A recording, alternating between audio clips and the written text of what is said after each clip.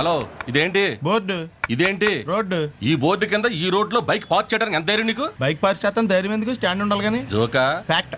నీతో డిస్కషన్ అనవసరం, ఫైన్ కట్టు. కాలేజీలో ఫీజే కట్టను, ఫైన్ ఎందుకు కడతా? స్టూడెంట్ వా? ఓ పాతికుంటే ఇచ్చిల్పు. కలిసి 5 నిమిషాలు అవ్వదు, అప్పుడప్పుడు ఎత్తరంటున్నా. ఇది అప్పు కాదు. మరి లంచమా? నువ్వు ఇచ్చే బోర్డు పాతికి అంత మాట ఎందుకులే. ఎంత ఇచ్చామన్నది ఇంపార్టెంట్ కాదు, ఎందుకు ఇచ్చామన్నది ఇంపార్టెంట్. రాస్తే 50, ఇస్తే 25. ఎందుకు ఇవ్వాలండి? బండి నడిపితే లంచం, ఆపితే లంచం, స్టాండ్ ఎత్తే లంచం, సౌండ్ ఎత్తే లంచం. ఎన్నాళ్ళు దౌర్జన్యం, ఎన్నేళ్ళు దుర్మార్గం. ఏంటి రెవల్యూషనా? కాదు, పొల్యూషన్. ఇలాంటి జోకులు వస్తేనే నాకు ఇరిటేషన్. బండి తీసుకెళ్లి స్టేషన్ లో పడేస్తాను, రేపు కోర్టుకు వచ్చి ఫైన్ కట్టి తీసుకెళ్ళు.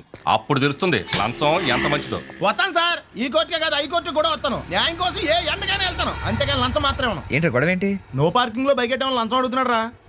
ఇంకోసారి లంచం అన్నావంటే ఏ లారీ కింద తోసేస్తానంతే. న్యాయం కోసం చచ్చిపోవడానికి సిద్ధమే. పిచ్చాయండి నీకు.